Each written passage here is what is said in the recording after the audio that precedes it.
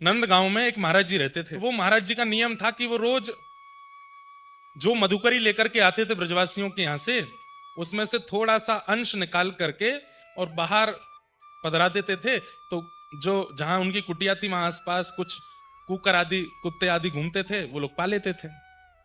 कुछ वर्षों तक उन महाराज जी का यही क्रम चलता रहा। मधुकरी लाते, थोड़ा अंश बाहर छोड़ देते। एक विशेष कुकर था, वही पाता था उसको। कुछ दिन के लिए महाराज जी कहीं चले गए। कुछ दिन बाद जब लौट करके आए तो रात्रि में रोने की आवाज आने लगी। तो वो महाराज जी बोले, भाई कौन रो रहा है? कुटिया के बाहर तो कोई दिख नहीं रहा, रो कौन रहा है? तभी एक आवाज आई और उसने कहा कि महाराज मैं एक प्रेत आत्मा हूं और मैं प्रेत बन गया हूं।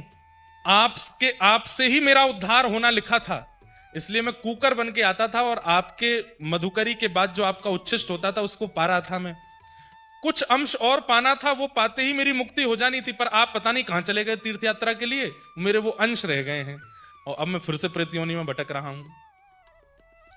तो महाराज जी बोले, तुम कैसे प्रेत योनि से मुक्त हो गए? महात्मा जी से प्रेत कह रहा है कि आप थोड़ा सा अपने भजन का बल मुझ पर अगर छिड़क दोगे तो मैं प्रेत योनि से मुक्त हो जाऊंगा। तो महात्मा जी बोले, छिड़क दूंगा लेकिन एक शर्त है। बोले क्या? तुम प्रेत हो ना? बोले हाँ। हमने सुना है प्रेतों को पता होता है कि भगवान कहाँ है, ये बताओ भगवान कहाँ है? बोले भगवान ये क्या पूछ रहे हैं? बोले वही पूछ रहा हूं, हमको भी हाँ इतने वर्ष हो गए भजन करते करते, पता नहीं कितना समय लगेगा ठाकुर जी के दर्शन में।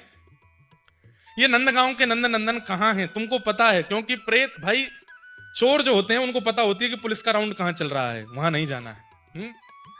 तो भाई तुमको पता है कि ठाकुर जी कहाँ डोलते हैं, इसलिए तुम हमको बता दो, हम तुरंत अपना कमंडल का जल लेकर के आप पे छिड़क देंगे। बोले भगवान ये कैसा प्रश्न कर लिया? बोले नहीं नहीं बताओ।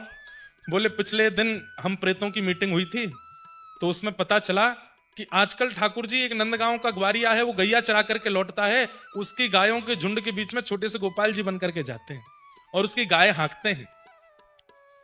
अब बस इससे ज्यादा मुझे नहीं पता है, मुझे बस इतना ही पता है। बोले बस इतना ही चाहिए था, जल लिया छिड़क दिया, वो प्रेत तो मुक्त हो गया।